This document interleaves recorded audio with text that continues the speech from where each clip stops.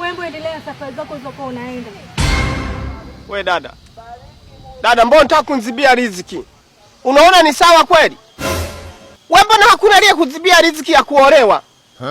Unataka kuzibia riziki ya kazi? Umesikia? Hivi juu. Hiyo baki kanifurahisha. Wengine ni vichukuu vya Mtume. Unajua nani kanipitisha huku? Nilikuwa naenda uwanjani kule. Mungu ndo kanileta nipite hii njia.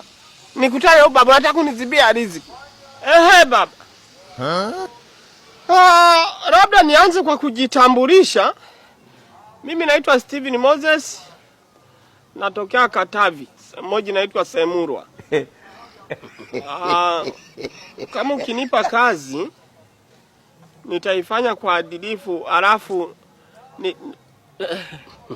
labda una kitambulisho cha uraia?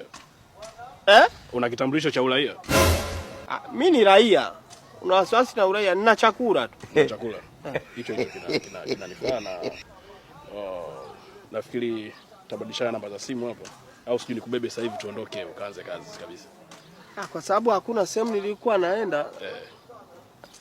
Wewe unatakaje tuondoke sasa hivi? Tuondoke sasa hivi ukaanze kazi. Unajua na siku nyingi maua hajamwagiliwa pale nyumbani. Huyu anaishi wapi? Anaishi wapi? Naishi naye hapa nyumbani. Haina shida wewe. Ukishakubaliana mimi kila kitu kishakuwa sawa. Umesikia? Ujifunze. Kama nitakaa na wewe pale nyumbani, hizo tabia za kununa nuna sizitaki.